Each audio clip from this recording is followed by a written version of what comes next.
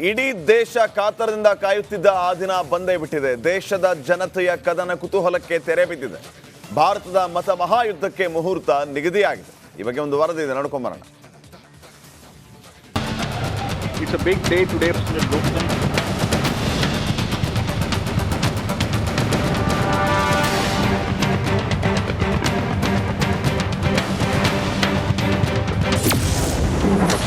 ಮತ ಮಹಾಭಾರತಕ್ಕೆ ಮುಹೂರ್ತ ಫಿಕ್ಸ್. 7 ಹಂತದಲ್ಲಿ ವೋಟಿಂಗ್, ಜೂನ್ 4ಕ್ಕೆ ರಿಸಲ್ಟ್.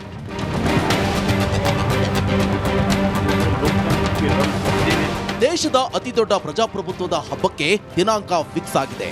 ಮತ ಮಹಾ ಸಂಗ್ರಾಮದ ದಿನಾಂಕಕ್ಕೆ ಇದ್ದಂತಹ ಕುತೂಹಲ ಮುಗಿದಿದೆ. 2024ರ ಪಾರ್ಲಿಮೆಂಟ್ ಫೈಟ್ಗೆ ಕೇಂದ್ರ ಚುನಾವಣಾ ಆಯೋಗ ಮುಹೂರ್ತ ನಿಗದಿಪಡಿಸಿ ಶರ ಬರೆದಿದೆ.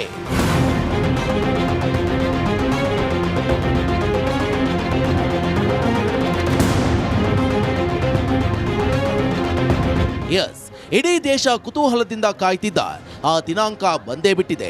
ಸಂಸತ್ ಸಂಗ್ರಾಮದ ಮುಹೂರ್ತಕ್ಕೆ ಇದ್ದ ಕುತೂಹಲ ತಣಿದಿದೆ. ಲೋಕಸಭಾ ಲಢಾಯಿಗೆ ಕೇಂದ್ರ ಚುನಾವಣಾ ಆಯೋಗ ವೇಳಾಪಟ್ಟಿ ಪ್ರಕಟಿಸಿದೆ. 543 ಲೋಕಸಭಾ ಕ್ಷೇತ್ರಗಳಿಗೆ ಒಟ್ಟು 7 ಹಂತಗಳಲ್ಲಿ ಚುನಾವಣಾ ಕುರುಕ್ಷೇತ್ರ ನಡೆಯಲಿದೆ. ಭದ್ರತೆ, ಸೂಕ್ಷ್ಮ ಪ್ರದೇಶ, ರಾಜ್ಯಗಳ ಲೋಕಸಭಾ ಕ್ಷೇತ್ರಗಳು ಸೇರಿದಂತೆ ಎಲ್ಲ ವಿಚಾರಗಳನ್ನ ಗಮನದಲ್ಲಿ ಇಟ್ಟುಕೊಂಡು ಹಂತಗಳನ್ನ ವಿಭಜಿಸಿ ದಿನಾಂಕ ಪ್ರಕಟಿಸಲಾಗಿದೆ. ಎಲ್ಲೆಲ್ಲಿ ಎಷ್ಟು ಹಂತದಲ್ಲಿ ಮತದಾನ? ಏಪ್ರಿಲ್ 19 ಮೊದಲ ಹಂತದಲ್ಲಿ ಮತದಾನ ಆಗುತ್ತೆ. 21 ರಾಜ್ಯಗಳಲ್ಲಿ 102 ಕ್ಷೇತ್ರಗಳಲ್ಲಿ ಮತದಾನ ನಡೆಯಲಿದೆ. ಏಪ್ರಿಲ್ 26 ಎರಡನೇ ಹಂತದ ಮತದಾನ ನಡೆಯುತ್ತೆ. 13 ರಾಜ್ಯ 89 ಕ್ಷೇತ್ರದಲ್ಲಿ ಮತದಾನ ನಡೆಯುತ್ತೆ. ಮೇ 7 ಮೂರನೇ ಹಂತದ ಮತದಾನ. 12 ರಾಜ್ಯ 94 ಕ್ಷೇತ್ರಗಳಲ್ಲಿ ಮತದಾನ ನಡೆಯಲಿದೆ. ಮೇ 13 ನಾಲ್ಕನೇ ಹಂತದಲ್ಲಿ ಮತದಾನ ನಡೆಯಲಿದೆ. 10 ರಾಜ್ಯ 96 ಕ್ಷೇತ್ರಗಳಲ್ಲಿ ಮತದಾನ ನಡೆಯಲಿದೆ. ಮೇ 20 ಐದನೇ ಹಂತ ಮತದಾನ ನಡೆಯಲಿದೆ. 8 ರಾಜ್ಯ 49 ಕ್ಷೇತ್ರದಲ್ಲಿ ಮತದಾನ ನಡೆಯಲಿದೆ. ಮೇ 25 ಆರನೇ ಹಂತದಲ್ಲಿ ಮತದಾನ ನಡೆಯಲಿದೆ. 7 ರಾಜ್ಯ 57 ಕ್ಷೇತ್ರಗಳಲ್ಲಿ ಮತದಾನ ನಡೆಯಲಿದೆ. ಜೂನ್ 1ರಂದು 7ನೇ ಹಂತದ ಮತದಾನ ನಡೆಯಲಿದೆ. ಇದರಲ್ಲಿ 8 ರಾಜ್ಯ 57 ಕ್ಷೇತ್ರಗಳಲ್ಲಿ ಮತದಾನ ನಡೆಯಲಿದೆ.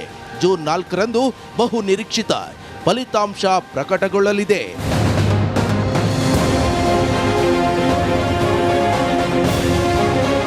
ಅಂದಹಾಗೆ ನೀತಿ ಸಂಹಿತೆ ಜಾರಿಯಾಗಿದ್ದು ಈ ಬಾರಿಯ ಚುನಾವಣೆ ಸುದೀರ್ಘವಾಗಿ ನಡೆಯಲಿದೆ. ಬಹುತೇಕ 2.5 ತಿಂಗಳು ದೇಶದಲ್ಲಿ ಎಲೆಕ್ಷನ್ ಫೀವರ್ ಇರಲಿದೆ. ಈಗಾಗಲೇ ರಾಜಕೀಯ ಪಕ್ಷಗಳು ಕದನ ಕಲಿಗಳ ಹೆಸರು ಪ್ರಕಟ ಮಾಡ್ತಾ ಇದ್ದು ಗೆಲುವಿನ ರಣತಂತ್ರ ಹುಡ್ತಿವೆ. ಸಮರಾಂಗಣದಲ್ಲಿ ಜಗಜಟ್ಟಿಗಳ ಪ್ರಚಾರದ ಭರಾಟೆ ಶುರುವಾಗಿದೆ. ಎದುರಾಳಿಗಳಿಗೆ ಪಂಥಾಹ್ವಾನ, ವಾಕ್ ಪ್ರಹಾರ ಆರಂಭಿಸಿದ್ದಾರೆ.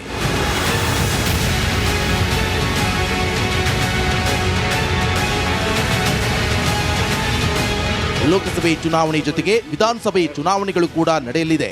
370 ವಿಧಿ ರದ್ದು ಬಳಿಕ ನೆರೆಯ ಆಂಧ್ರಪ್ರದೇಶ, ಅರುಣಾಚಲ ಪ್ರದೇಶ, ಒಡಿಶಾದಲ್ಲೂ ಅಸೆಂಬ್ಲಿ ಎಲೆಕ್ಷನ್ ನಡೆಯಲಿದೆ. ಒಟ್ನಲ್ಲಿ ಮಹಾಭಾರತದ ಮಹಾಯುದ್ಧಕ್ಕೆ ದಿನಾಂಕ ನಿಗದಿಯಾಗಿದ್ದು ಫಲಿತಾಂಶ ಯಾರ ಪರ, ಯಾರು ಗೆಲ್ತಾರೆ, ಯಾರು ಸೋಲ್ತಾರೆ, ಜೂನ್ 4ರ ಮಂಗಳಕರ ಯಾರಿಗೆ ಅನ್ನೋದು 2.5 ತಿಂಗಳುಗಳ ಕಾಲ ಕಾಯಲೇಬೇಕು.